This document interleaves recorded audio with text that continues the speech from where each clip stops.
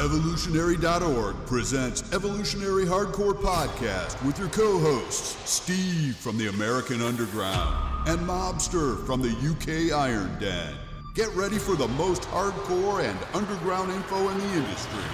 And here we go. 10, 9, 8, 7, 6.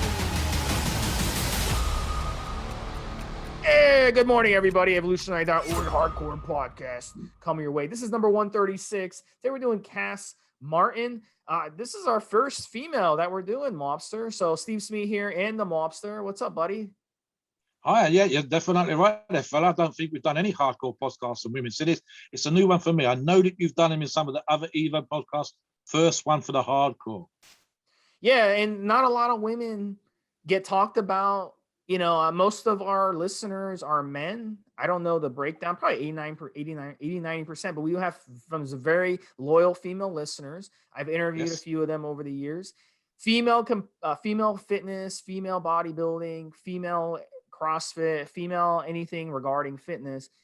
Females are much more prolific when it comes to this stuff.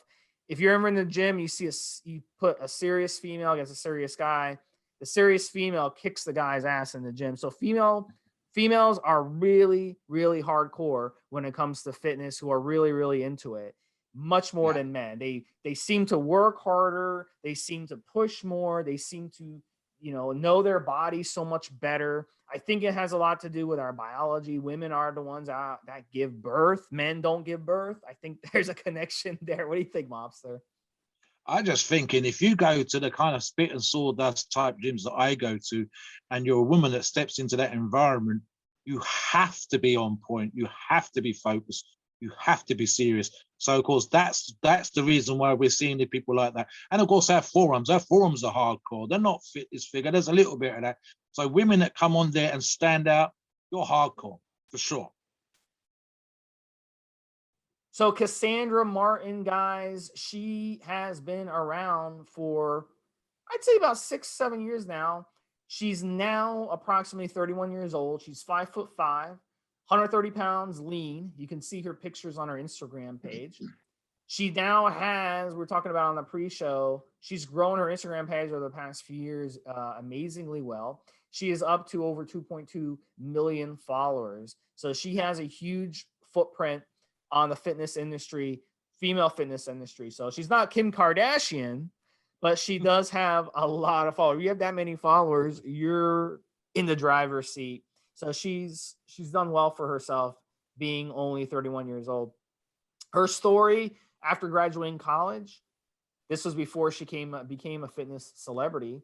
She was working construction with her boyfriend, but she's always loved sports. And she was introduced to fitness when she was in her early 20s because she saw a picture of Jamie Eason on the cover of a fitness magazine. So that inspired her to start training in the gym. Her boyfriend gave her some tips. Her goal was to build a body even better than Jamie Eason. And she ended up getting leaner and gaining some good, clean muscle mass. So she's definitely on the way for that. So she fell in love with bodybuilding. She also wanted to follow another one, Dana Lynn Bailey, who we may do in the future episode. A year later, she had amazing progress and she started gaining recognition in the fitness. So now about 7 years later, now she's up to 2.2 million followers. And we talk about that. In the past 4 years, she's actually gained 1 million followers on Instagram. So she keeps gaining. And, you compare that to someone like Rich Piana. Rich Piana, a few years back, only had 1.1 million followers. So she was ahead of Rich Piana. So that tells you how important she is. So definitely check out her Instagram page. She also has a Facebook page. She has a huge fan base there. And she also has a bunch of videos on YouTube. Some of them have been taken down. In the article that we're going to link, her videos were taken down, so you're not going to be able to access them through the article. But if you do go to YouTube, you can see videos of her lifting. And she is quite an impressive weightlifter as a female. She would, she'd be very intimidating in any gym. She'd be intimidating to not just females, but also men. just by the Oh way yeah, a she few. works for sure. So, and she, some of her videos, what's impressive about her, Mobster, you can talk about this, is how much weight she lifts. She's extremely strong. And you're going to talk about her training style in a little bit as well. But for her weight being only 120, 130 pounds at the most, she can do a lot of weight and she's extremely strong. I haven't seen very many strong women that have that body type that and weigh that much and are that strong. And she's very, very, very strong. And she's also very built. She's got some pretty impressive guns on her for sure. So, Mobster, tell us a little bit about your thoughts on that, and then maybe get into her training style because she follows a Mr. Olympia for her training style. Right. So, I mean, I've come from one of the competitions that we used to promote here in the UK when I had my company, was something called the Seven Valley Strongman competition. In fact, 1 year, I think we might have actually done it twice. We put on Britain's Strongest Women. And so and through the other competitions that I've done when we've had female competitors, I've seen strong women. The issue here is really, there's nothing really to stop women actually getting a level of strength similar to Cass, except obviously there's a whole, am I pushing myself too hard? Am I going to look too masculine kind of vibe? Now, as I say, I'm well aware of girls that look, I wouldn't necessarily say that they were supermodels or anything like that, but reasonably pretty, reasonably feminine, and still strong. I can think of one of the local girls here that's done a 205 kilo deadlift and held a record in their class, and she wasn't overly muscular, for example.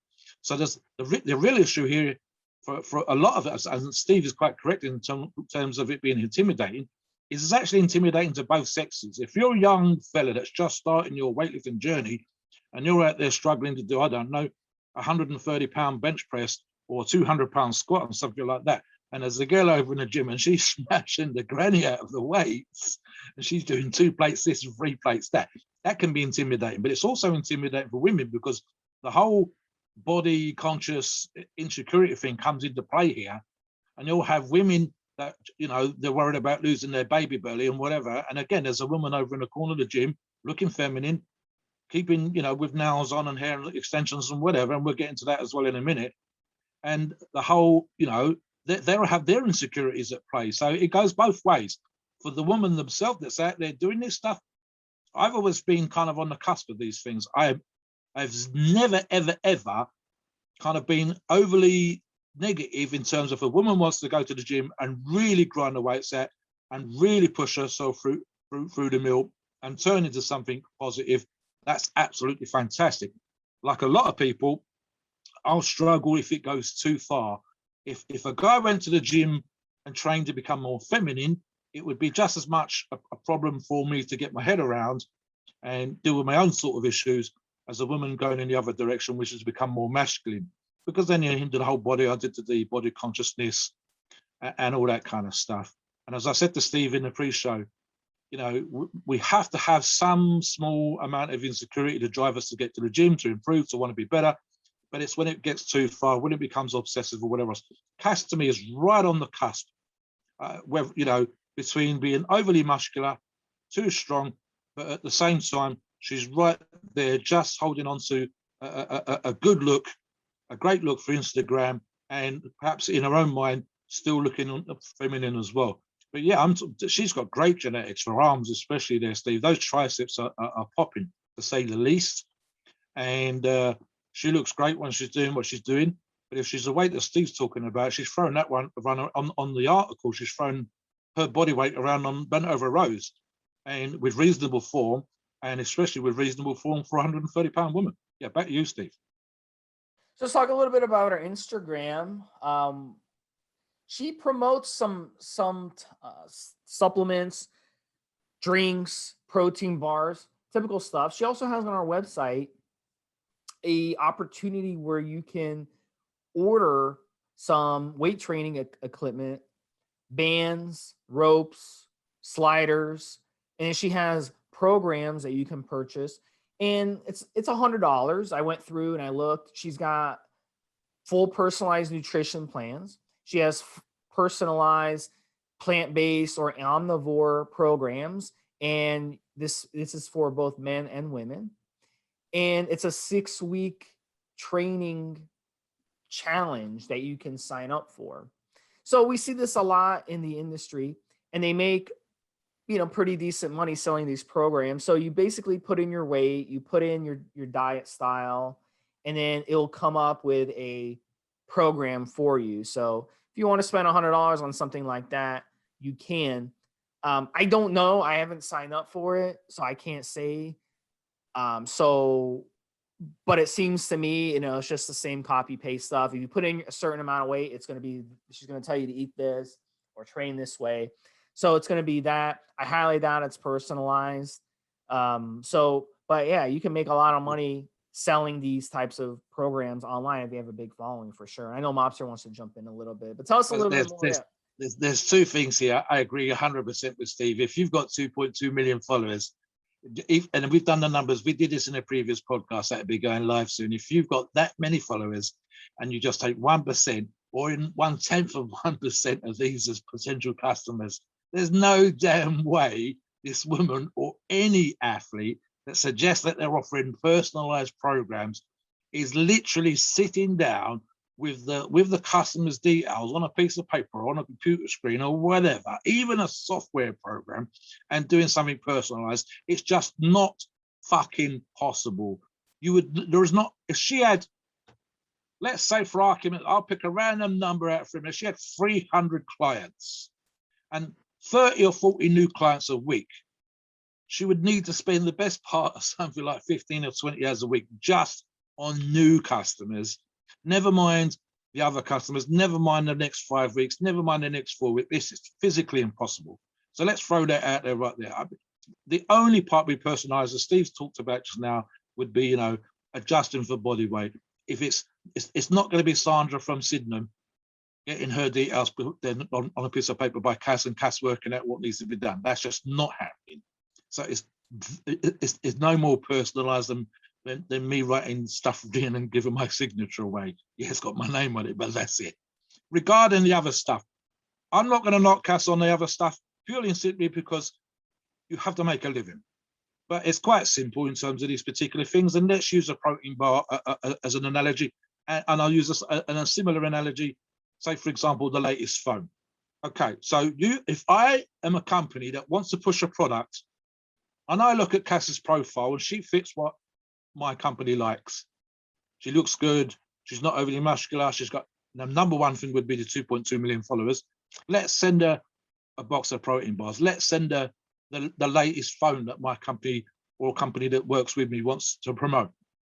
Now, I know that Cass can sit there on a doorstep looking up into the camera and hold this phone up to her ear. And there's going to be a bunch of people going, that's a nice looking camera that Cass has got there. And I go, Cass, I'll ask you to pose with this phone, say how great it is to use, say how the battery life is amazing, say how, and I quote, it fits into my fitness lifestyle. Boom. And there's $10,000 that's mysteriously appeared in your bank account. That's just how it works. Call me a cynic. Man, if I had 2.2 million followers and people wanted to send me free phones, I'd be just as cynical, but I'd be looking at the money, I'd be looking at the phone. The only way that you get past that kind of stuff is you genuinely get sent a bunch of phones and you choose the one that's the best, the one that you like, and you have that whole kind of vibe. The lot of the stuff that you do now, and the reason why it ended up getting that way is a bunch of companies, I believe YouTube, for example, has to include something like a product placement blurb in there, has to be hashtagged into your Instagram now, because it was getting a little bit too carried away about 2-3 years ago, where people were not even really subtly, but sometimes subtly plugging away products, talking about, oh, this is a makeup I always use, this is a lipstick I always use, this is a hair thing that I always use. And in reality, it was literally the latest thing that had been sent to them. The contract had been worked out with a lawyer. The people that run the social media account had done a deal. And the famous person X was pushing this particular product. It's the first time it had ever been mentioned on their Instagram. And they got $10,000. They got $100,000. As Steve said earlier on, if you was a Kardashian, you was getting probably $1 million, serious money. And, you know, it's great. I've had free stuff sent to me. But one of the things I always used to do when I had my magazine and this stuff would come to me, I would say, listen, if it's negative, and I think it was negative, if it really wasn't quite what I was hoping it would be, if it wasn't that good of a product, I would send my review back to the company and say, do you still want me to publish this? Or are you going to say to me, do you know what, Steve? Thank you very much for your review. Thank you for your thoughts, but please don't publish that negative review. And that was the way that we got around that. So pretty much everything I did publish was positive, and I did like and I did use, but there was certainly a bunch of stuff out there that could have been negative that would have been published. And that was the way that I got around it. So yeah, back to you, Steve, in terms of how that stuff works. Yeah, so we're talking about this on the pre-show as well. Tennis players, female tennis players, if you follow them, there's some really beautiful female tennis players. Sure. And if you're a tennis fan, I don't know, Mobster, if you like tennis over there in Britain. Yeah. You play on grass over there. I just not me personally, but the Brits. Yeah. They love. But if you like to watch tennis on TV, which I kind of do, if it's like the big championships. Yeah, me know. We like watching the females. We don't like watching them because the males is like you hit the ball twice and then it's over. The females, they volley back and forth. It's more entertaining. Let me put it that way. The female tennis is more entertaining. So there's some very gorgeous female tennis players, especially over there in East Europe. Oh my God, those women are beautiful. And if you look on their Instagram page, you got a lot of followers and they got purses. They're holding up purses. They're holding up these purses are like $5,000 purses, $10,000 purses, all kinds of stuff. Yeah, jewelry and stuff. Guys, they're giving those for free, and then they can go and put the pictures of them online, and if they pimp out, those products to their followers. So that's how it works. That's how marketing works. Marketing runs the world. It's all about marketing. You can basically sell anything to anybody with effective marketing. That's been proven in studies and stuff. So, we're victims of marketing. It's everywhere. It's not just watching TV. You can go to a sporting event, there's marketing. You can go down the street, there's billboards. It's marketing. It's all about marketing. And it works. Marketing works on people. So they make money through these endorsements. That's how she makes money, through her endorsements. And it's you got to milk it for as long as you can, because one day it may be over. You never know what can happen. So she's young. She's got a lot of years ahead of her. So it'll be interesting to see over the next 10, 15 years how a lot of these fitness celebrities end up still milking things, because with women, it's different than men. Women, when they're young, that's when they're marketable. But as they age, people don't want marketers. They don't mess with older women. But men, as men age, they almost improve their marketing. So it's kind of weird the way it works between male and females. And because with females, they want to go after the early 20s. They want to go over to lock them in for 10 years. Then once they get into their 30s and 40s, especially, we're done with you. They eat them up and they spit them out. So that's the way it works. That's the way it works in this world. So she's got to milk as much as she can financially, get as many endorsements as she can, make as much money, because in 10 years, it may not be there anymore. So she's definitely doing it for sure. So Mobster, touch on that a little bit and then get into her training. Right. So one of the things I said in the pre-show to Steve is, listen, we're in a day and an age now. You really should be able to do pretty much anything you want, be anything you want. But here's the reality, and Steve just touched on this. It's quite simple. It's economics. If I have a company and I have a product to sell, and I know that there's 2.2 million followers out there, economics to me suggests that a pretty looking, in my opinion, in the company's opinion, fitness figure, someone that goes to the gym, someone that wears the right kind of clothing, sometimes who has a target audience of followers that will like my product and buy my product, and she has the sheer numbers that if a fraction of a percent is going to sell me 500 or 600 of my new phones, then that's how it works. Now, she could be something from a Victorian fucking freak circus with a moustache, and she's still going to have followers. She could be a 400-pound woman, and she's still going to have followers. But would she have 2.2 million followers? Would her followers want to buy my phone, my products? It's simple economics. It doesn't matter what and I know this is going to be one of those positive, negative things in terms of the comments. It doesn't matter what we do in this podcast or you listening think. If the company sees that this product can be sold because Cass has the right kind of followers, then that's how it works. And the rest is semantics. We can argue to the cows come home, as we say in the UK. But the bottom line is, does she sell products? Does the way that she looks sell products? I'm going to say yes, all day long. And like I said, it only needs to be a fraction. It needs to be 1/10 of 1% of her 2.2 million followers.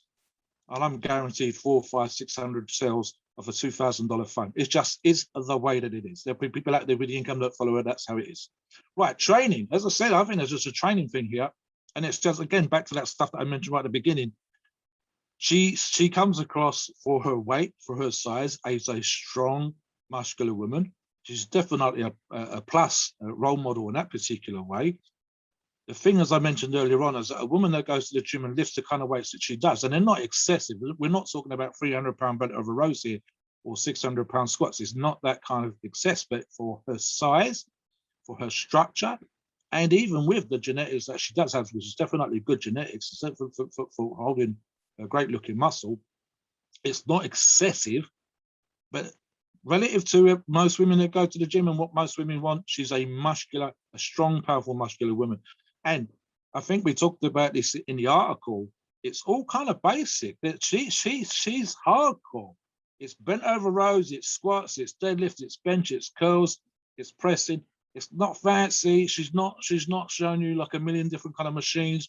She's not one of these girls that's spending 4 hours just working glutes on a glute machine or anything like that. This is all pretty. She's getting under the squat bar. She's doing deadlifts, regardless, of how she's worked on her appearance before she's gone to the gym. There's no fancy stuff here. Basics work, people. It just does. If you can squat 600 pounds for reps, I'm not saying that's what Casper do, but if you're a guy and you can squat 600 pounds for reps, you're going to have pretty big legs. If it's a single, if it's a powerlifter, just weightlifting, there's not always the size that comes with it.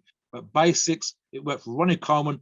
Jay Cutler's done decent numbers in the past. Pretty much every bodybuilder you can think of that's got 30-something inch thighs has repped on the squats, and Cass is out there repping on the squats. Now, in her case, her genetics allow for a muscular, feminine, just the right cusp on the cusp of not being overly muscular. It's not too much. She's got great shape, and it's working for her. That's a genetic thing, but she's in there and she's putting her stuff under the basics. There's no frills in here, Steve. Short of having to adjust her makeup or whatever else, she was right into the kind of gyms that I go to, getting her stuff down. And we could debate, as we did in the pre-show. She probably obsesses a little bit too much, and this is my opinion, a personal opinion, in terms of making sure that the outfits are just so. Perhaps that's a professional expectation of needing to look a certain way. Perhaps the hair is just so. Listen, I'm the kind of guy, get a rubber cold flannel on my face, go to the gym. I'm not thinking about lipstick. I'm not thinking about makeup. I'm not having Botox. I'm not making sure my hair's just right. But then once we get to the gym, Cass and I will be in the same vibe.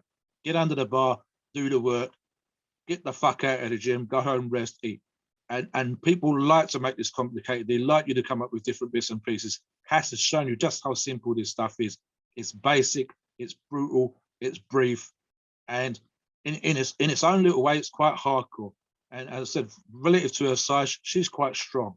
If she was my size, damn, she'd be pulling 350, 400 pound bent over rows, which is a pretty decent weight in anybody's thing there. So yeah, in terms of her training, Steve, there's no frills, there's no special thing out there.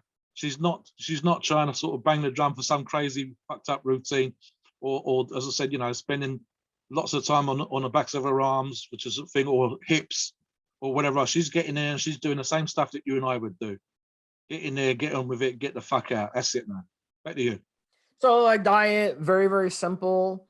This is an example of something she'd eat in a bulking phase. This is a meal for her.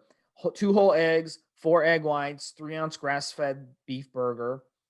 And then another meal, 5-ounce steak, rice, and veggies. So she doesn't seem to fear the red meat when she's bulking, but when she's cutting, She has mentioned she likes a meal, something like eggs, raw oats, green vegetables, something like that. So she likes to cut out the junk food and cut out the red meat during a cut. So very, very simple. A lot of women out there, they, women nutrition and women fat loss is a little different than men because women hormones affect women differently than men. Example, when a woman's pregnant, she's going to gain a lot of weight. Even if she eats the same amount of food, same amount of calories, she's still going to gain a lot of weight because her hormones are changing.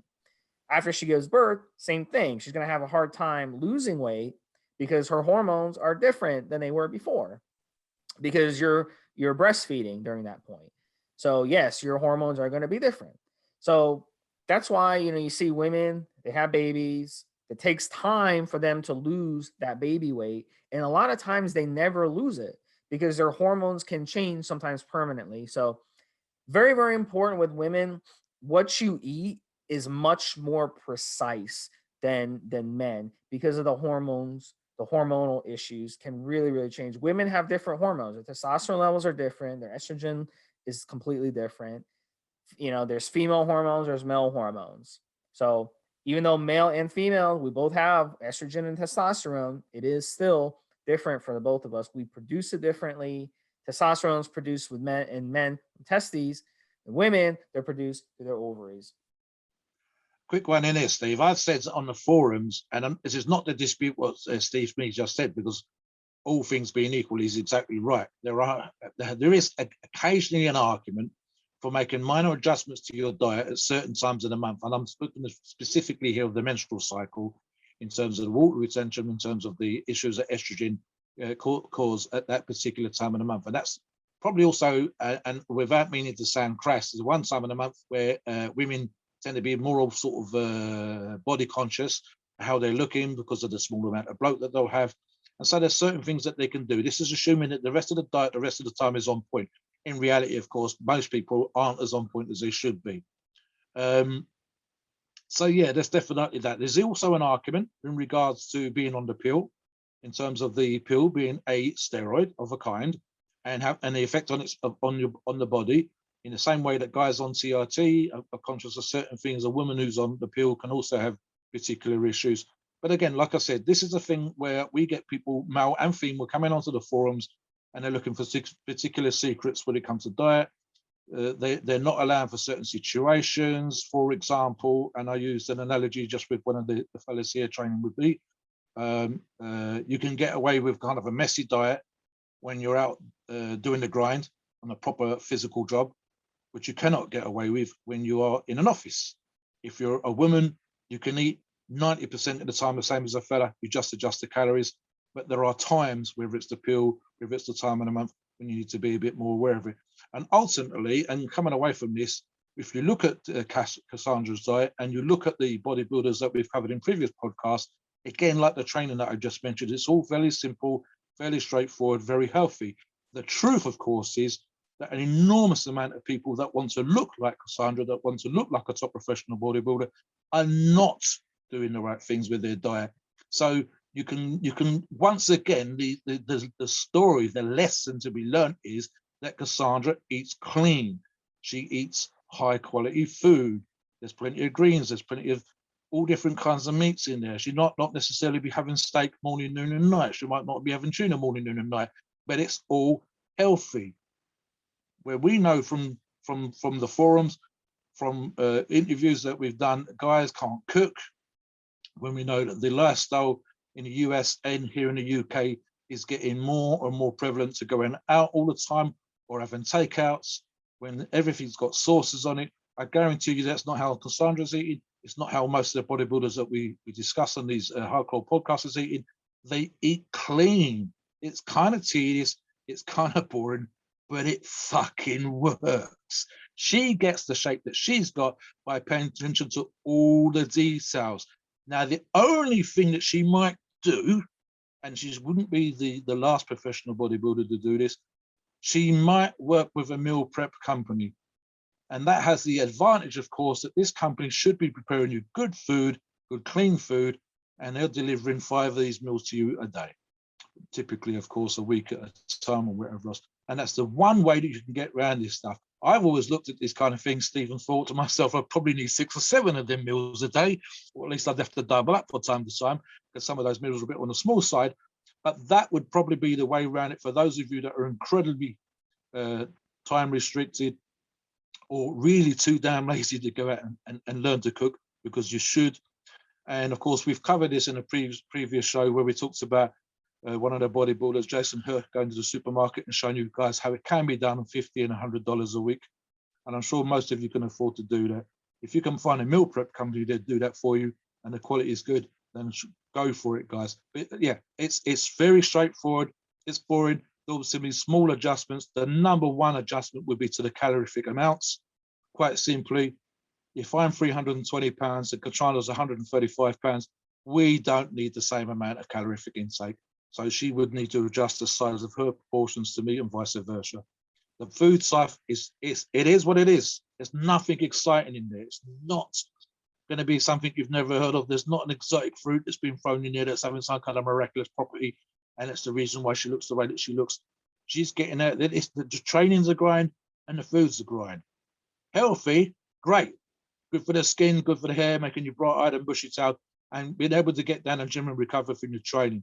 If you think there's a special secret out there, then I've got a bridge to sell you in Brooklyn. Back to you, Steve. Yeah, and I love working with females on weight loss because it's extremely challenging. And a lot of times females will try everything. They'll try Weight Watchers, any credit. They'll try all these programs, and none of them work. They don't work. It's a 99% failure rate. They'll try cutting their calories. They'll try eating in a deficit. They'll try all this stuff, and it doesn't work long term. So I enjoy the challenge of working with females, especially because at the end of the day, it's not your fault if you can't lose weight. Not everybody has, Cassandra Martin's genetics. No. Some people, your just hormones are not cooperating.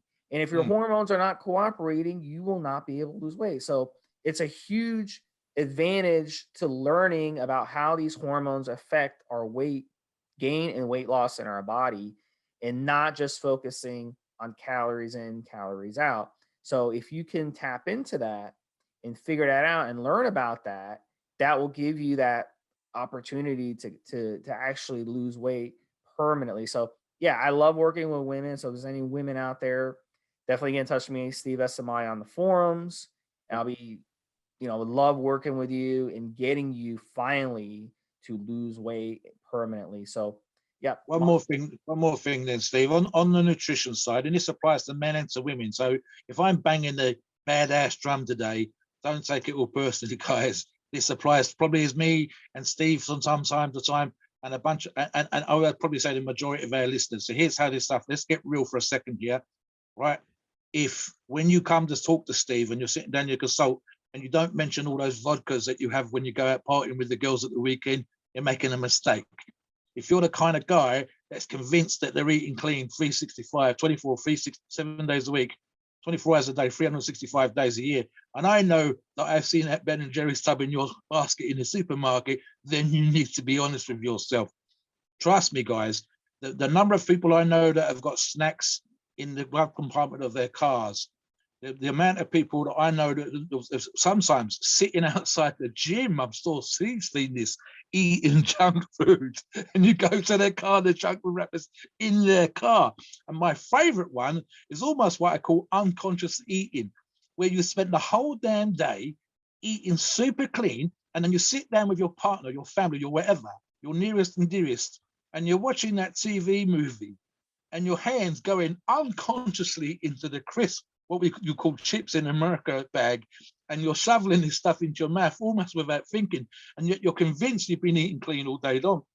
Have a look at what you're doing. So make sure that those things are on point, or you are being completely honest with yourself.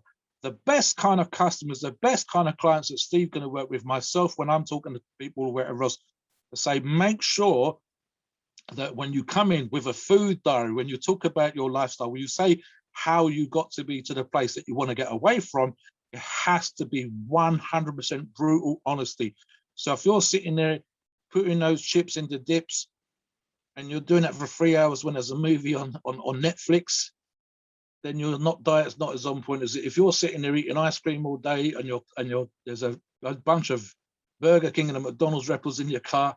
There's a reason why you're not doing the stuff. If you're not getting out and hitting your steps every day, there's a reason. So make sure that stuff's on point. That as Steve says, when you've got someone who's 100%, especially with the female clients that are on point, the transformations can be amazing. And these are the people that I like to work with, the guys that come to the gym on site, the ones that are 15 minutes early every single time, the ones that are super keen, the ones that never miss a session. Those clients are the ones that are going to transform. Those are the ones just for themselves are going to be so proud of what they've done. And they're the ones that we want to work with, even if we don't go out there and blow the trumpet, and even if we're not doing something there, because they're great to work with in terms of how they'll take on the advice and whatever else. And those are the ones that are they're like a walking, talking advert for your consult, Steve. Back to you. Let's get onto the steroid stuff now. Yeah, we're now, we could speculate on when something like Cass Martin would run. Female performance enhancing drug use is also very different than men. So very, very important that females avoid compounds that are extremely androgenic. Otherwise, you run the risk of androgenic side effects. I'll give you a rundown, Mobster, of some of the androgenic side effects that women can get. They can get facial hair, body hair, enlarged clitoris. They can get problems with head hair loss. They get skin problems. They can voice changes that can be permanent. So it's very important to females listening to this who want to get into performance enhancing drugs. And a lot of you are listening to this because you want to experiment with it. It's very important first to buy legitimate steroids and legitimate SARMs, because most of the steroids out there, like Anavar, for example, they're something else. They're fake. They're really, it could be really you're taking Dianabol instead of Anavar. And if that happens, you're screwed. Same thing with SARMs.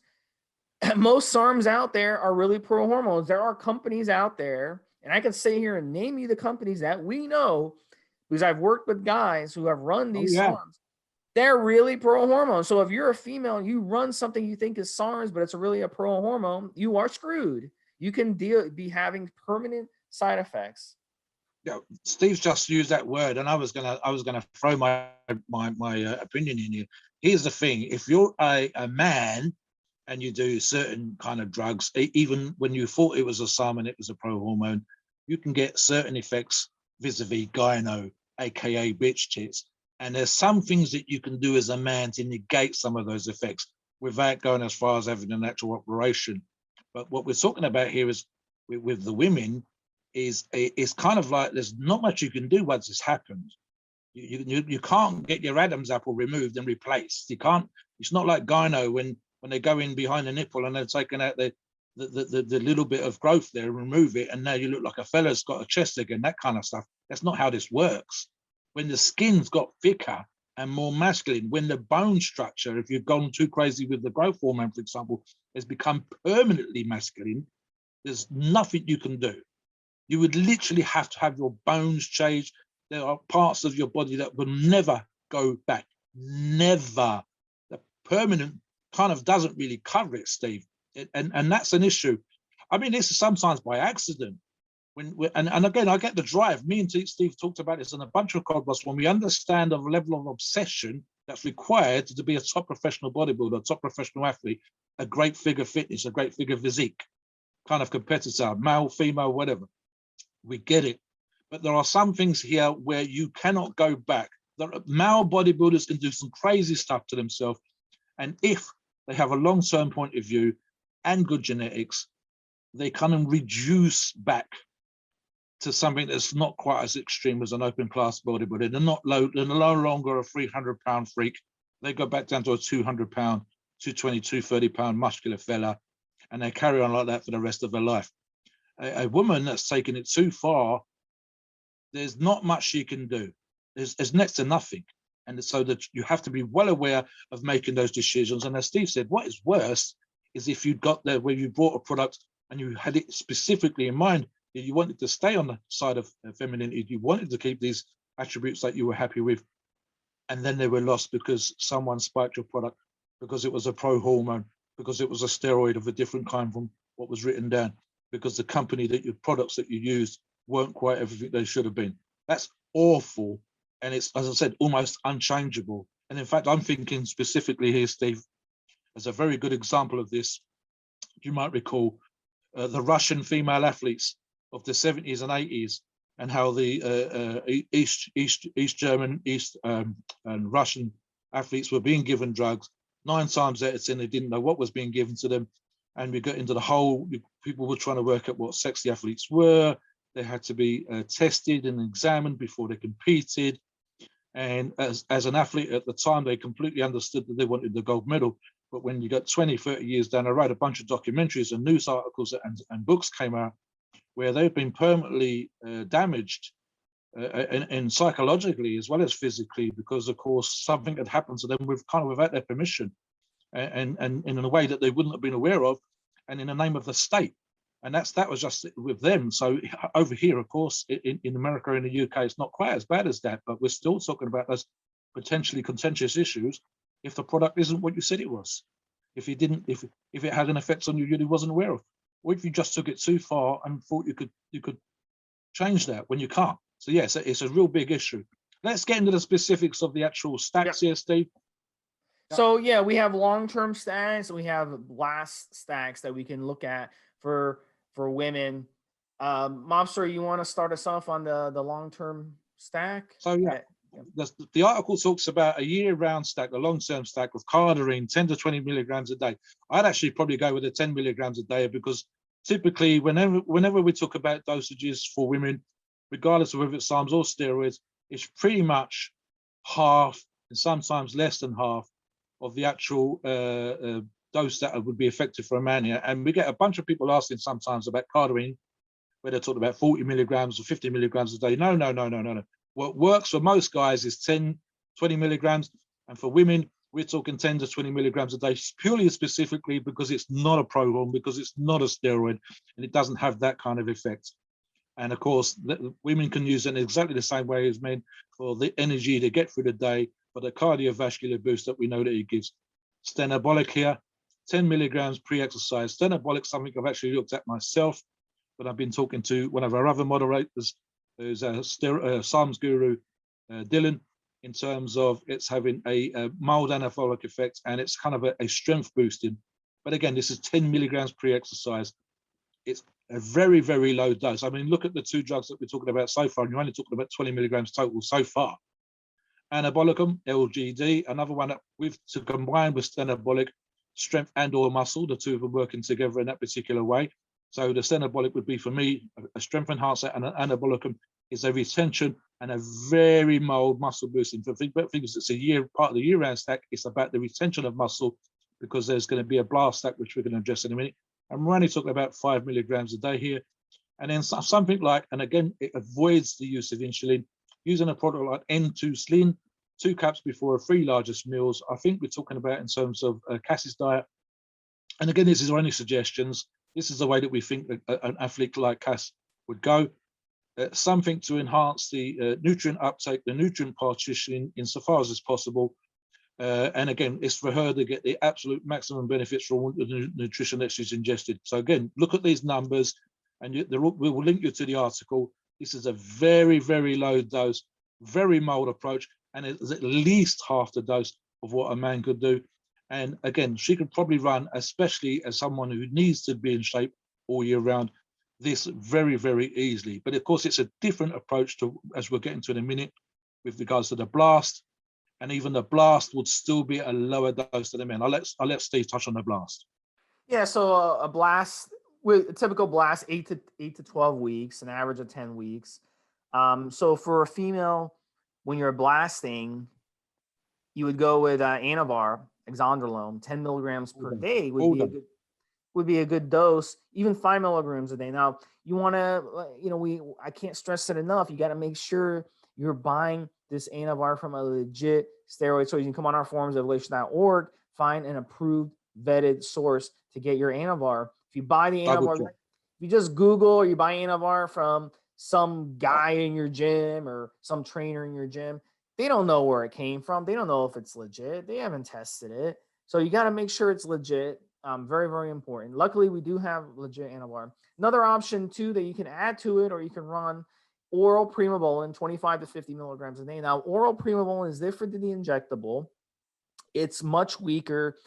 It's not liver toxic, and it doesn't absorb very much. So with oral primobolan, it's weaker. It's going to have a weaker effect than the injectable primobolan, but it is going to be safer for women because it is weaker and it absorbs less. That's kind of the point. Anavar is liver toxic. So if you're running these, you need to be running a liver support with them as well to protect your liver. If you have a bad liver, it's going to make life difficult on your body. Your liver is your cleanser. So you want to make sure you're not putting pressure on your liver. Always have liver support. A SARM you could throw in there, LGD. Mobster brung it up in the long-term stack. You can blast it 10 milligrams per day instead of the 5 milligrams a day, which is a more conservative dose. I've had exes run LGD by itself, not even stacking it like we're showing you here, just by itself, 10 milligrams a day. They got fantastic results. I mean, I had one ex, she's very, very tiny, very, very tiny. Her nickname is Peanut. She weighed like 95 pounds. She could bench the bar. She could bench the bar only, Mobster, which is for you. You can lift the bar with your pinky, okay? But for her, she had a tough time with that bar. She got on LGD. She was benching 65, 70 pounds after a few weeks on LGD. So yeah, she get some good results on this. You don't need much. So if you're just a starter, you want to kind of use this as a blueprint, but you can just run one of these. You don't have to run the stack. But we're going to give you the stack. This is what the hardcore females run, like Cass Martin, like some of these other hardcore, like Linn, Bailey, and all them. So another one too, Ulsterine, 12.5 milligrams per day. That's a good dose for females. A good rule of thumb with these SARMs, if you're on forums and you see people talking about dosages, if you run half the dose of what males run of these SARMs, that would be a good starting dose for any female.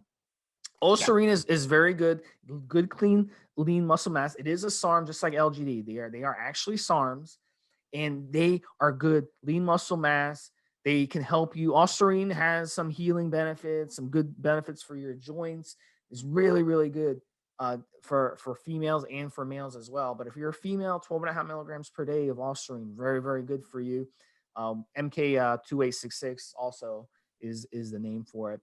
Another one too, Cardarine. Mobster touched on it on the year-round stack. Not a SARM. It's a PPAR agonist. It is a drug. It is not a SARM. It is not a steroid. It is not a hormone. It is an actual drug. So it works differently than these others. Great for endurance. Great for fat loss. So if you're a female, and the thing with Cardarine, Mobster, which is really cool, is we know this from studies. The harder you work on it and the better you eat on it, the more results you'll get on it. So if you're a woman who has a hard time motivating yourself, just think of that. Think Cardarine is a good option for you. You don't want to use it as a crutch. I'm not a fan of that. But for a lot of women out there who are having a really hard time motivating themselves, if you're using the Cardarine on a daily basis and you just remember what I said, the better you eat on it and the more exercise you do on it, the better results you will get, the more fat loss. It will burn fat directly. It's one of the few things that exist that actually burn fat directly. And then the last one, Mobster touched on it, N2 Slim. Good thing about N2 Slim, besides what Mobster mentioned about the nutrient partitioning before meals, it also will block fat from being stored because it has ingredients in it that will prevent insulin spikes. So we go back to the hormone, what I was telling you guys earlier about the hormones. Hormones matter when it comes to fat loss. If you're having a hard time losing fat, you need to focus more on hormones than calories. So when you eat something, especially carbs, your insulin levels will spike. If you're taking insulin, N2 Slim, N2 Slim is a supplement. If you take that N2 Slim before your meal, 30 minutes, it will prevent that insulin from having that gigantic spike, and it will keep it more level so your body doesn't go into fat storage mode. So it will prevent the body from storing fat. So it's a really, really safe, good, clean option. It's a natural formula that you can use. So I have a quick question for you there, Steve. In terms of the thyroid drugs, and of course we haven't mentioned these in here, and there's a very good reason for this. I'll get Steve to explain the effect it can have on women, but specifically, I'm thinking of back, I believe, in the 60s and 70s here in the UK, and I'm going to say the same thing happened in America as well. Women used to go to the doctors and actually get prescribed a form of speed, an amphetamine sulfate or very, very similar drug as a weight loss thing. And this went on for many, many years and caused a great many problems because, of course, women didn't understand and appreciate what they were taking. The doctor didn't fully explain, and the way that it was used and abused were really, really bad. And this went on for some time. What I've seen here in the UK, and I was going to specifically address now the thyroid side of things, I've seen a bunch of women several times come to my local gym and ask for some kind of thyroid product. And you don't see them girls come back again. They seem to be under the impression some kind of miracle drug that they can sit at home and do all the stuff that they're doing when it comes to looking after the kids and the stuff in the house, going to work and whatever the hell the rest is part of their lifestyle, and that this drug will just lose the weight off of them and they won't have to do nothing else. And in reality, of course, is that doesn't happen.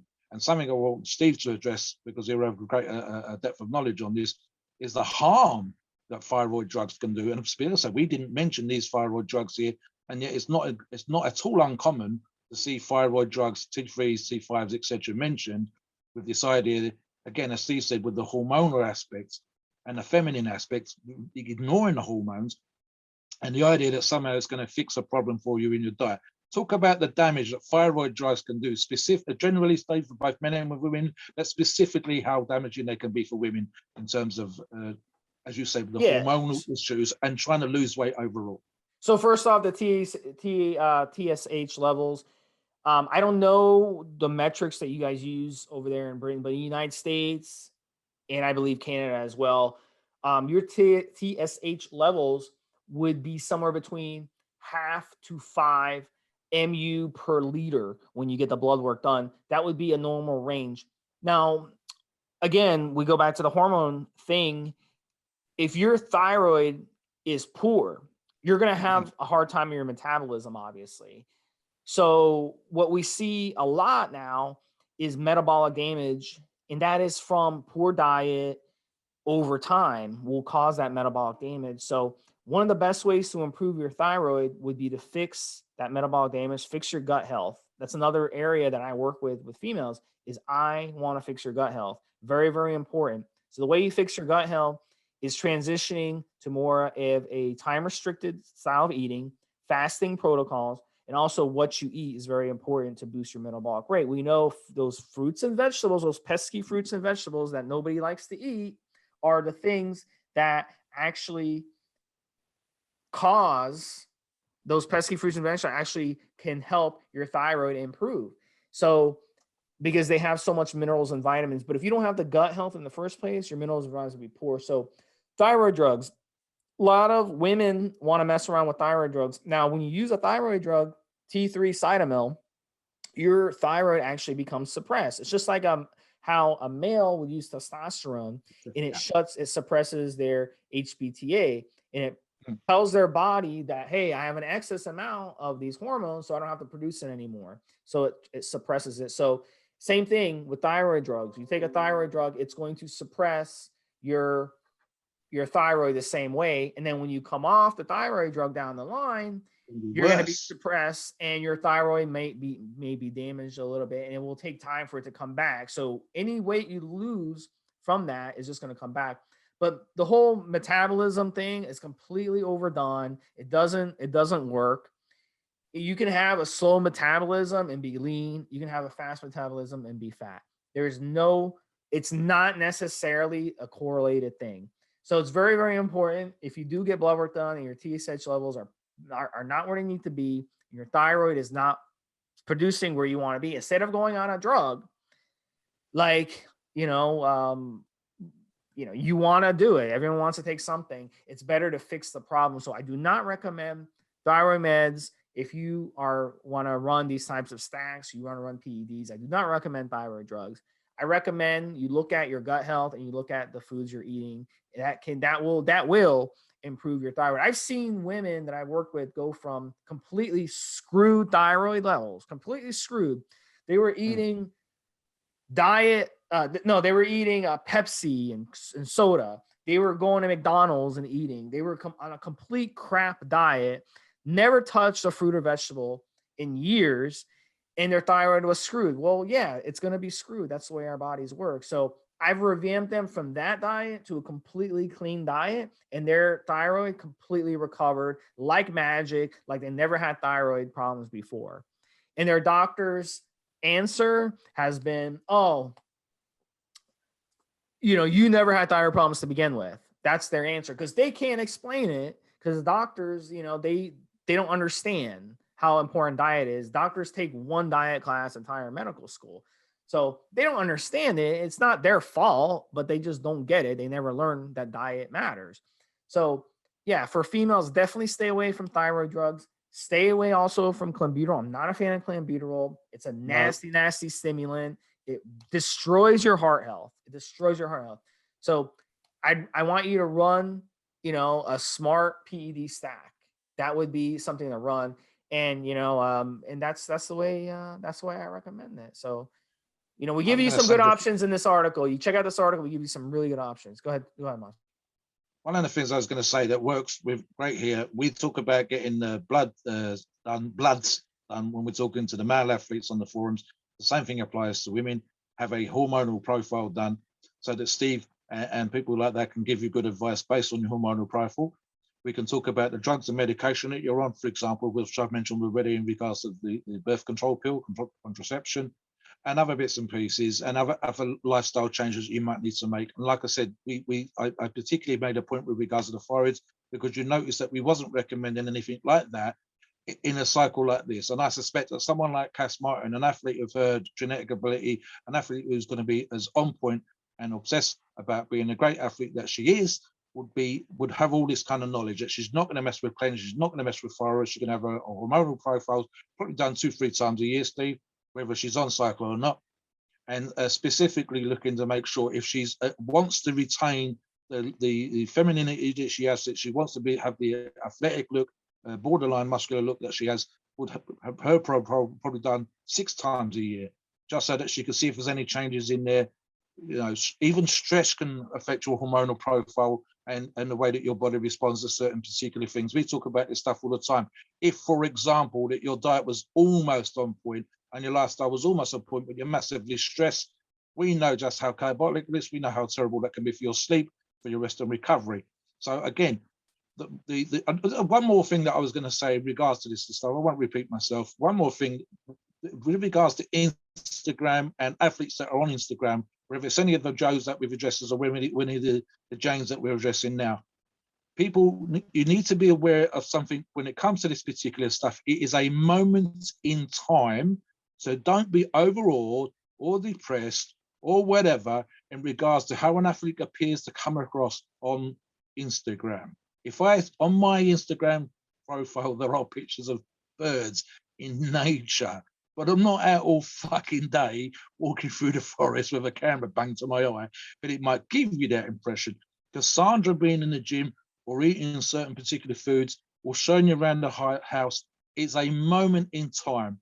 So we talk about these kind of things in terms of the lifestyle and the aspects of behavior and whatever else, but Instagram, social media, YouTube, it is a moment of the day, whether it's Larry Wills in the gym with a couple of buddies training for an hour and a half. It is an hour and a half out of a 24-hour day. It is 4 or 5 times a week out of a 7-day week. It's not even every month of the year because they have time off. But social media can give you this impression of this perfect lifestyle that's completely stress-free.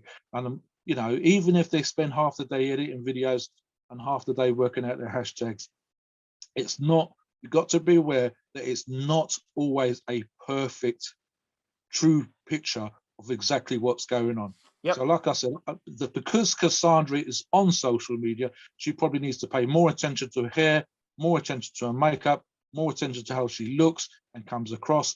And so make sure, guys, that when gals as well, when you're looking at these kind of things, take some of the elements of it with a pinch of salt. Be inspired, be motivated, let it drive you in the right direction. Come to guys like Steve for a consult. They'll get the truth out. They'll get you pushed into the right direction. But chill and relax, and don't be overawed by people like Cass with her genetics driving you crazy because I can't get to look like be the best version of you there is.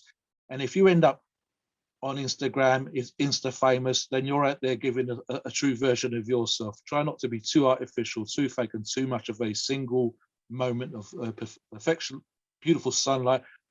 Steve, you've probably seen some of the same videos I have for social media, the so-called influencers, and they've done little videos of this. They'll spend 15 or 20 minutes. I think you mentioned it in something in a post before, 15 or 20 minutes for one picture, just to get the light right, the hair right, this bowl of fruit, this flower in a vase, so that the photograph is just so, but that little photograph they're going to put on Instagram. It's just, it can be crazy. It can drive you guys up the wall. Again, Cassandra should be a motivation. She should inspire you, but try not to be too crazy about it at the same time, Steve. Yeah, and one of the things too, Mobster brings it up, stress hormones. I don't think people realize cortisol, it's a flight or fight hormone. When your cortisol goes up in your body, it increases sugars in your bloodstream. So that's going to cause your body to want to go after that for energy and not go after your own body fat. Adrenaline also, if you're a high strung woman, a high stressed woman, you have a stressful job, you're a high strung woman, you can't get your temper under control, you're always yelling at your boyfriend, kind of like my girlfriend, the way she yells at me all the time. If you're high strung, you're going to have a hard time losing weight as well. This is why I tell women that I work with, you got to calm yourself down.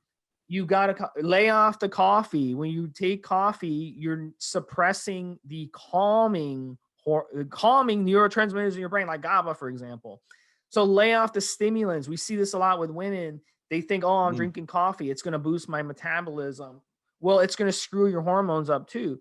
So coffee is one of the things you have to lower. It's okay to have a cup of coffee in the morning. I get it. I respect that. Too much ages you. But when you're drinking coffee, like 5 cups a day, you're going to be off the wall. You're not going to be able to burn fat because you're suppressing these hormones that calm you down. And if you can't get calmed down, you can't burn fat. So you got to calm yourself down. Also, stresses from food, eating bad food. This is why I hate the if it fits your macros. If you go to Chick-fil-A and you have a meal from Chick-fil-A and you're complaining, I can't lose weight. Oh, the Chick-fil-A meal, it's only 500 calories. It's not the calories in that Chick-fil-A that's screwing you up. It's the refined oils that's stressing your body where it will not be able to. So you have stresses from food, stresses from drinks, stresses from your work, stresses from not sleeping well. You got to be able to sleep better to lose stress. You got to basically get these neurotransmitters flicking in your brain the right way. You can't just always be high strung and always stressed. Yoga is one of the things I tell women. Get on yoga. Yoga will calm you down. It will calm down your body so you can relax. So it's not just about the cortisol that raises, that those stress hormones like cortisol and adrenaline that affect your weight loss. It's also the hormones and the neurotransmitters that calm you down that will affect your weight loss too. So all these stresses in our life that these electronics, when you're using electronics, you're stressing your body out. You're stressing your mind. You're making your body work, right? Your mind is working. So get off these electronics as much as you can, especially near bedtime. You're on these electronics, it's going to screw your sleep up. You're not going to be able to calm down. So all this matters. These hormones, they all affect weight loss. So if you want to get this under control and you're an overweight chick listening to this and you're like, I can't lose weight, listen to what I'm telling you. And don't just pay attention to calories in, calories out. And I'm going to go eat Chick-fil-A and I'm going to go to McDonald's because it fits my macros. That is a number one mistake that women out there are doing. And it's going to prevent you from losing fat. Finish off the show, Mobster. Okay. One last example, Steve, to finish. So, for example, Steve talks about sleep and electronics. There are hormones that your body produces that wake you up in the morning. There are hormones that help you to get to sleep at night time. And we know about the fat hormone leptin. We know about cortisol that Steve says is one of the hormones that wakes you up. Testosterone does wake you up.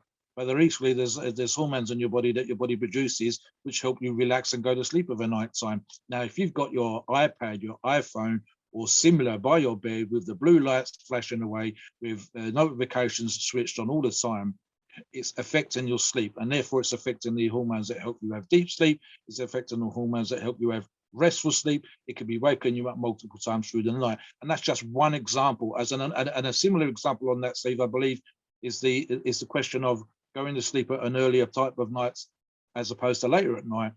ultimately, I believe there's been a couple of studies where they talked about the effects on body fat levels and the effect on late night nutrition, etc., and also the things that you'll do when you're kind of tired but you haven't gone to sleep yet, and you're more likely to raid the fridge and all that kind of stuff. So we're talking about a bunch of habits here, and again, it comes back down to sometimes boring but solid advice, the same stuff that your nan gives you, the same stuff that your mum gives you when it goes eating healthily, going to bed early. The number one thing, of course, us is going down to the gym and smashing the granny out of the weights and getting that stuff done.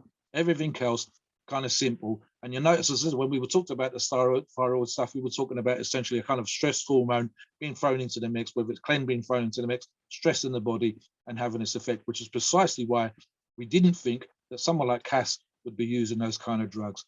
So yeah, be aware of these things.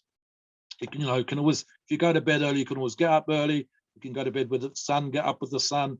Depends where you live in the world. Eat local fresh fruit, eat local fresh food, eat healthily, and you'll notice a difference. And if you do these things right, funny enough, there's stresses in your life. In fact, it makes it easier to handle real stress. So yeah, there you go. Have a look at the stuff that we're going to link you into the articles, link you to the stuff. Cass Martin, definitely for me, an inspiration because she's out there getting the stuff done and she does the weights the way that I would do. And I guarantee, as we said already, that her kind of lifestyle was probably something that me and you could model ourselves on this, Steve. And hopefully some of our listeners and our followers too. All right, guys, number 136, Cass Martin. Hopefully we'll do some more females in the future. We appreciate all you listeners. Any females out there, don't be scared. Come on the forums, post up. I'm always available. Agree, disagree. Yep. And Mobster and I are always on the forums. So come on the forums, evolution.org, post a thread. Don't worry. No one's going to attack you. No one's going to mess with you. We love women for sure on our forums. So we definitely want to hear if you have questions about anything we've talked about. Reach out to me, Stevesmi on the forums. Reach out to Mobster on the forums as well. We will be happy to help you out. So we'll talk to you guys next week. Enjoy it. Bye-bye.